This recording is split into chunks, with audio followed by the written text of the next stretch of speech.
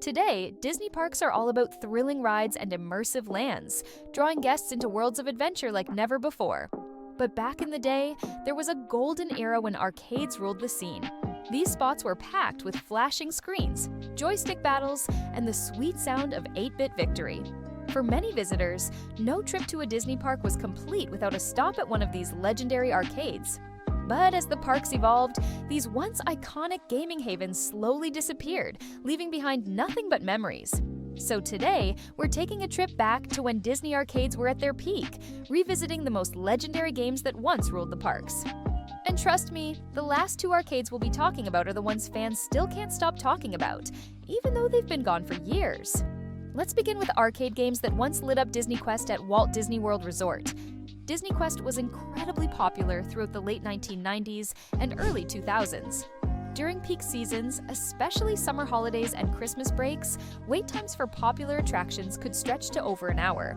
The venue was so successful initially that Disney planned to open similar locations across the country.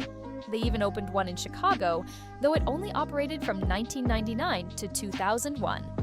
One of the first arcade games in this indoor theme park was the Mighty Ducks Pinball Slam. This game brought a unique twist to traditional pinball. Instead of using flippers, players would actually stand on a platform that tilted in response to their body movements, controlling a virtual pinball on a massive screen. Up to 6 players could compete simultaneously, each controlling their own pinball while trying to score the most points. Score tracking was a big part of the arcade experience at DisneyQuest. High scoreboards were displayed prominently, and regular tournaments would take place where players could compete for special Disney prizes. The games used a card-based system instead of tokens or quarters, which was quite innovative for its time. Speaking of innovative games, there was Ride the Comix, which combined arcade-style gaming with early virtual reality. Players would wear special VR headsets and use lightsaber-style controllers to battle villains such as Mistress Khan, Suan, and Captain Bonds. Another arcade game in this indoor theme park was Fix-It Felix Jr., which was created to promote the 2012 Disney film Wreck-It Ralph. Interestingly, Disney actually created real working versions of this game for DisneyQuest, letting players experience the same game they saw in the film. Players would help Felix repair the damage caused by Ralph using simple controls that captured the feel of classic 1980s arcade games. However, this game wasn't a core attraction from the start and was only introduced after the film's release, not during DisneyQuest's opening in the late 1990s. The arcade section maintained its popularity right up until DisneyQuest's closing on July 2, 2017, even as other attractions began to show their age. This was largely because many of the games were regularly updated or rotated to keep the selection fresh and exciting for returning visitors. Even in its final years, you could still find crowds gathered around popular machines, trying to beat high scores or master challenging levels. Next, we're heading to the Wild West for a game that was once a must-play for any Disney park guest, Frontierland Shootin Arcade. Frontierland Shootin Arcade was one of the longest-running arcade games in Disney history. This wasn't your typical video game arcade. Instead, it was a physical shooting gallery that transported visitors right into the heart of the Old West. When guests walked up to the Shootin Arcade, they were greeted by an impressive 97-foot-long Western town facade. The setup was brilliantly simple but endlessly entertaining. For a small fee, visitors would get a special infrared rifle that looked just like an authentic Frontier repeating rifle. These rifles were perfectly weighted to feel real, but they used harmless infrared beams instead of actual bullets. The game itself featured over 100 interactive targets spread throughout the detailed Western scene. When players hit a target successfully, it would trigger delightful animations and sound effects. Metal pans would flip, saloon doors would swing, tombstones would spin, and signs would light up.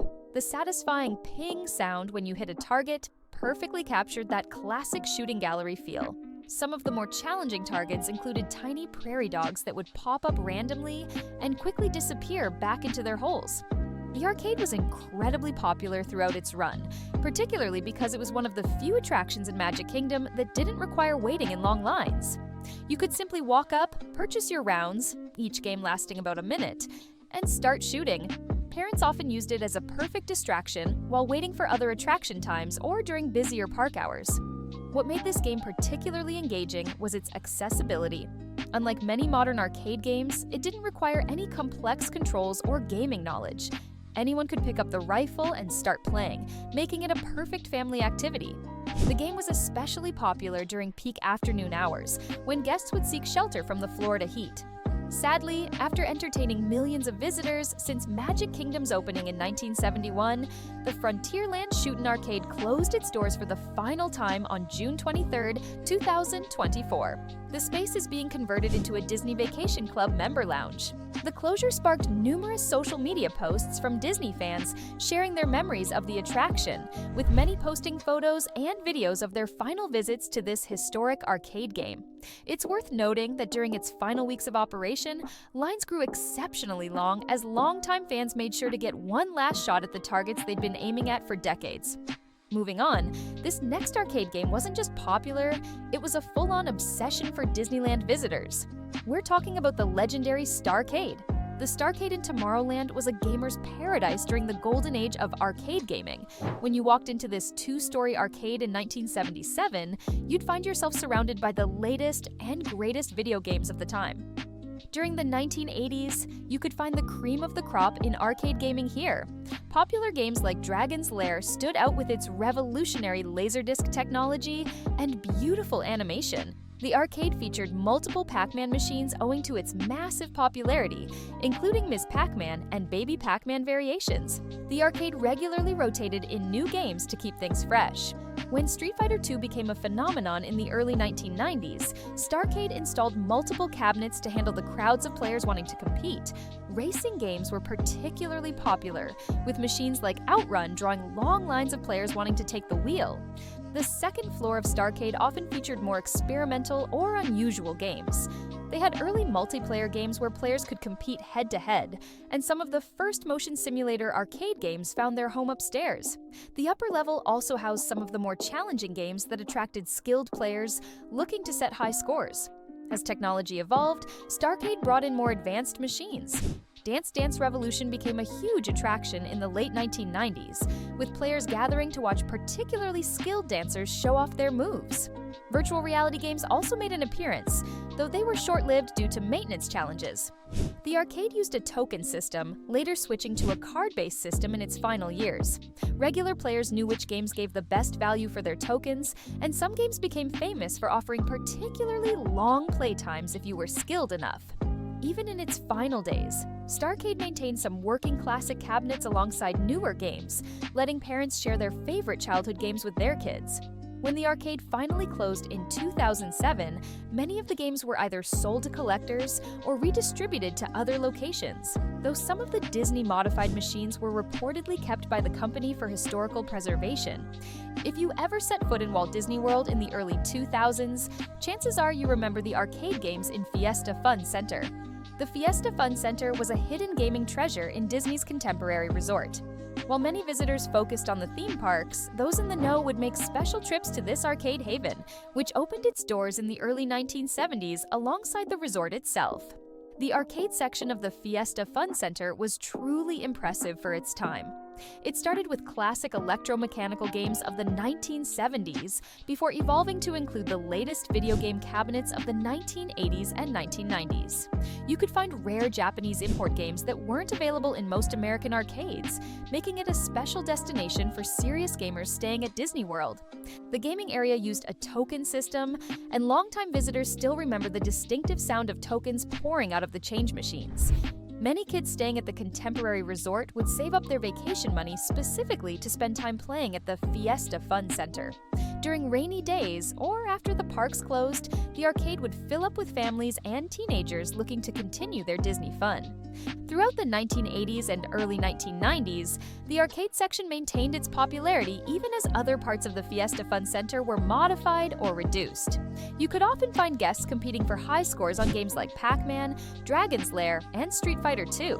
The arcade area became a social hub where kids could make vacation friends while their parents relaxed nearby.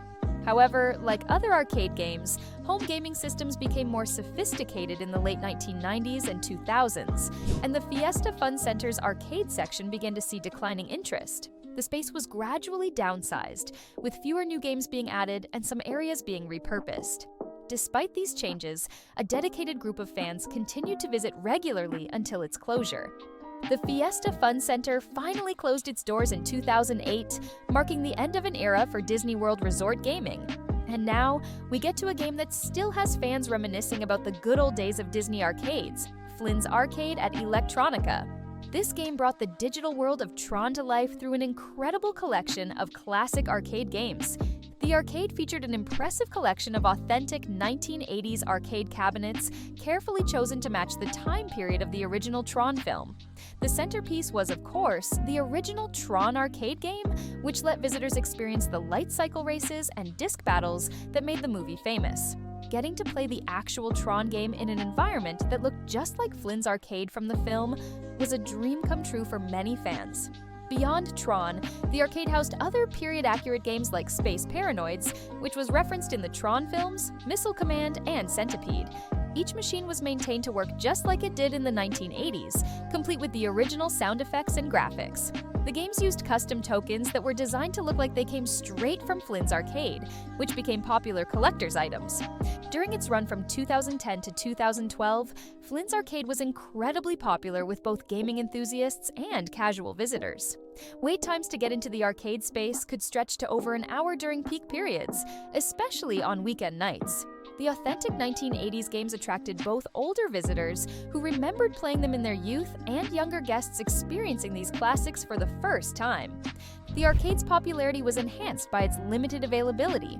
Since Electronica was a nighttime event, Flynn's Arcade was only open during evening hours. This created a sense of exclusivity and made it a must-visit destination for park guests staying late at Disney California Adventure.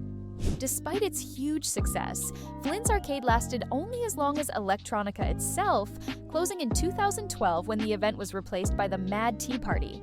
None of these classic arcade games remain in Disney California Adventure today, though some of the original machines were preserved in Disney's archives.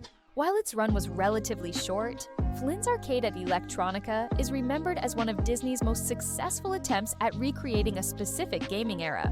The fact that people still talk about it years later speaks to how well Disney captured the magic of both Tron and the golden age of arcade gaming. Did we miss your favorite Disney arcade game? Let us know in the comments. We'd love to hear your thoughts. And if you had fun on this trip down memory lane, don't forget to hit that subscribe button and turn on notifications so you never miss out on more Disney magic. Thanks for watching, and we'll see you on the next adventure.